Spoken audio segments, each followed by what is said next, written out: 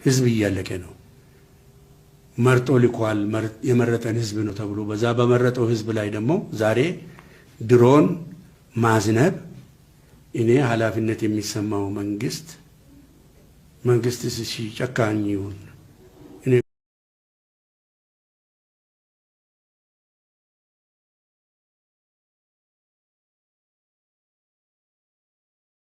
እኔ ከሁሉ የሚያሳዝነኝ ይህንን ህዝብ ላይ የሚያዝ አካል ምን አይነት ልቦና ኖሮት ይሆን?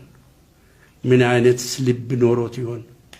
እነዚህ ህፃናት፣ ሴቶች፣ ደካማዎች በሚሞቱበት ጊዜ ደም በሚፈስበት ጊዜ ምን አይነት ኢንተረስት ኖሮት ነው የሚፋለሙት? እዛ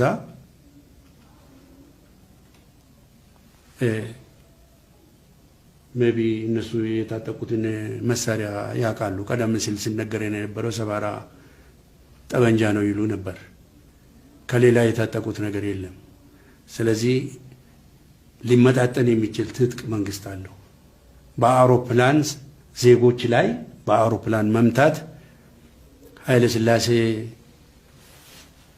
በባሌ ህዝቦች ላይ አዝንበውታል።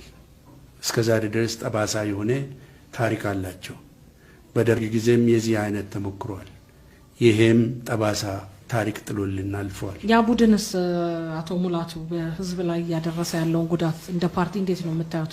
ንጹሃን ዜጎች በዚህ መንግስት ጋር ይፋለማሉ ብለው እንፋለማለን ብለው ቢቆሙም እንኳን ምንም ያላደረጉ ህፃናት፣ አዛውንት፣ አርሶ አደሮች እየተለዩ እየተገደሉ በአሰቃቂ ሁኔታ ህይወታቸው እየጠፋ እየታየ ነበር።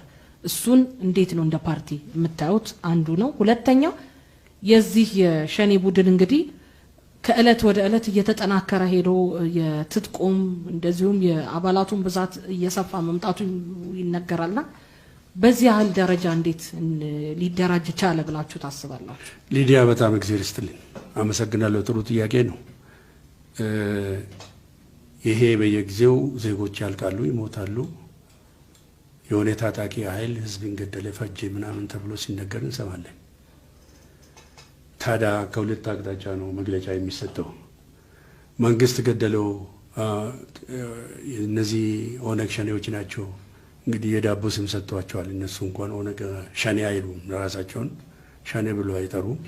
ደግሞ የኦሮሞ ነጻነት ተዋጊዎች ናቸው ኦላ ተብሎ ነው፣ የኦሮሞ ሊብሬሽን አርሚ ተብሎ ነው ራሳቸውን የሰየሙት። ሸኔም የተባለው ስሙን እንደው ዝቅ ለማድረግና ሆን ተብሎ በህብረተሰቡ ውስጥ ማጠልሸት የሚባለው ነገር የዛ አይነት ስሜት ለመስጠትና ህዝብ በተቻለ መጠን በጥላቻ አይን እንዲያይ ተፈጥሮ ነው። ግን ልብ ልታረጉልን የሚችለው እስከ ዛሬ ድረስ በዚህ በፖለቲካው ድረስ ውስጥ እስካለው ድረስ በምንም አይነት ማንም ብሔር በሌላው ብሔር ላይ ተነስቶ ማንም ብሔር ሊያጠፋ የተነሳ አካል የለም።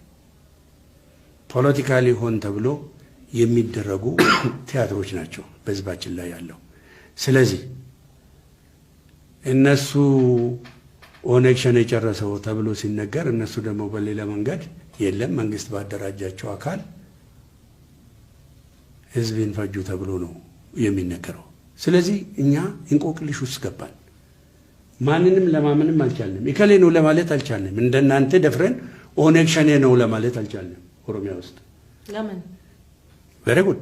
ምክንያቱም እነሱም ራሳቸው ኦላዎች ምንድነው የሚሉ እኛ አይደለንም መንግስት ባደራጃቸው አካል የሞቱ ናቸው ተባለ። ይሄንን ኢንፎርሜሽን አላችሁ፣ ጆሮአችሁን አልደፈናችሁም። ፓርላማ ውስጥ ቁጭ ብሎ መንግስት ባደራጀው አካል ነው ያለቁት ተብሎ ከፓርላማ መግለጫ ተሰጥቶበታል። ግለሰብ ተመራጭ ህዝብን እንደዚህ እያደረጉ ነው ተብሎ በመንግስት አካል ውስጥ እና ስለዚህ ይሄ እየተካሄደ ነው። እንዴት አድርገሽ አሁን ለአደርገሽ ህዝብ መካከል ቁጭ ያልሽው አካል እዛ ስርብሽ ቁራሽ እንጀራ የሚሰጥሽ ውሃ የሚያቀብልሽ የሚረዳሽ የሚያለብስሽ የሚያስታጥቅሽን ህዝብ እንዴት አድርገሽ እዛው ትገልያው? መንግስት ከዚህ ምን ትርፍ ያገኛል ታዲያ? ምንድነው ትርፉ? እዛ እሱን ገለሽ ምንድነው መጠጊያ የሚሰጥሽን ገለሽ መንግስትስ ምን ያተርፋል? ወል እሱን ለማስጠላት ሊሆን ይችላል። እነሱ እንደሚሉት ከሆነ ኦነግን እንዲጠላውና ህዝብ ከመሃሉ እሱ መርዳቱን እንዲያቆም እንደ ታክቲክ ራሱም እኮ ግን የህግ የበላይነት አላስከበረም ተብሎ እየተጠላ ነው ያለው መንግስት። ስለዚህ ራሱን የሚጠላበትን በእጃዙር የሚጠላበትን ተግባር ያደርጋል። እሱ ያንቺ አስተሳሰብ ሊሆን ይችላል። የኔ ሳይሆን የህግ የበላይነት አልተከበረም። ዜጎች ለማንስ ተከብሮ ያውቃል? የህግ የበላይነትን ማሱም ሁሉም ቦታ አልተከበረም። ዜጎች ግን ከህግ አግባብ ውጭ እየተገደሉ እና ስለዚህ ባጭሩ ሁለቱም ስለሚወነጃጀሉ ምንድን ያልነው እኛ በመግለጫዎቻችን ላይ ለዚህ ኢንዲፔንደንት የሆነ በዲ ሌላ አካል ከሁለቱ ንክኪ የሌለው አካል መጥቶ ይሄን ጉዳይ ያጣራ። አጣርቶ ገለልተኛ የሆነ አካል ካጣራ በኋላ ይሄ ነው እንላለን እንጂ በደፈናው ሚዲያም ጭምር ባላጣራው ከአንድ ወገን በተነገረው ተነስቶ ብቻ ማንበልበሉ ትክክል አይደለም። የእናንተን ቅቡልነትን ያሳጣል። እኔ ሁልጊዜ የምለው ይሄንን ነው።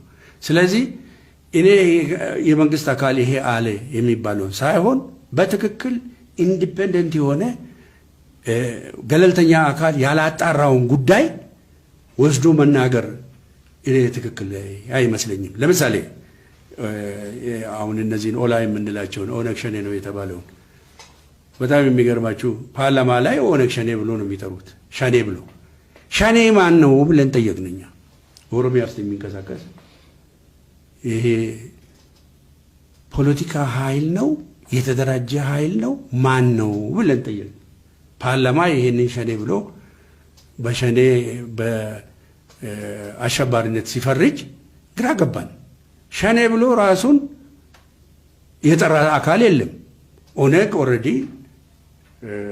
በመንግስት ደረጃ ተቀባይነት አገኝቶ አሁን ከኛ ጋር ኦሮሚያ ውስጥ ከኛ ጋር እኩል በምርጫ ቦርድ ተመዝግቦ አብሮን ያለ ነው።